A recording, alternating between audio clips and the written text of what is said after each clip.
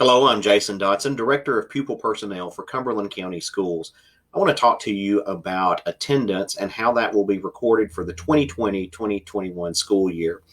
This year in Infinite Campus during non-traditional instruction days, which are occurring now between August 13th and August 21st, all of our students are learning remotely or on a virtual platform.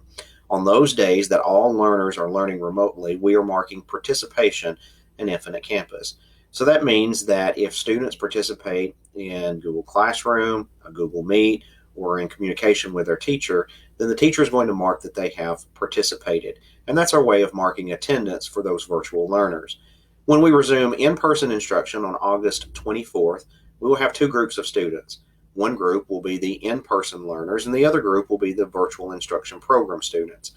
Those students who are returning in person will be marked present, absent, or tardy, just as they normally would be under normal circumstances. For the virtual learners, we will continue to mark participation. Now, in order for participation to be marked for a virtual learner, it doesn't necessarily mean that they have to be online during the time of that course. For example, if a class meets from 11 o'clock until 12 o'clock, that student doesn't have to be online between those hours in order to be counted as participating in the course content. It may very well be a situation where a teacher records instructional videos and content, places it in Google Classroom, or assigns other virtual learning platforms, and then the student completes that work later on in the day. The teacher then on the next day will go back and look to see that that work has been completed and that the student has participated in the instruction, and so they will be marked as having participated for that day. So attendance and participation are the two ways that we're tracking our ability to meet compulsory education laws. And so that means that all students have to receive 170 days of instruction. And that's how we're meeting that statutory requirement. You will be able to submit doctor's excuses and parent excuses for absences from school for in-person learners and from lack of participation due to illness for our virtual learners at home. That process will work the same way that it has for several years now. You may turn in as many doctor's notes as you need, and you can submit those to the front office attendance clerk. That's Miss Whitney Long at the elementary school, Miss Angie Bowe at the middle school, and Miss Teresa Carey at the high school.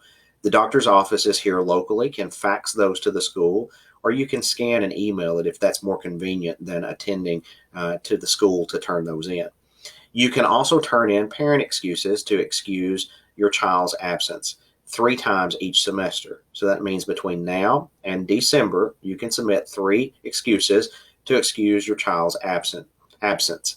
And again, you'll have 3 more that you can submit come January until the end of the school year. So that process works in much the same way that it has for several years.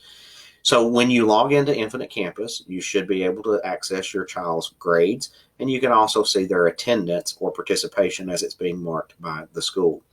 If a virtual learner is having difficulty participating due to technical reasons, please contact the teacher immediately or reach out to your school so that we can solve that problem for you. We want everyone to have the opportunity to participate in the virtual learning experience and to attend on a regular basis for in-person instruction.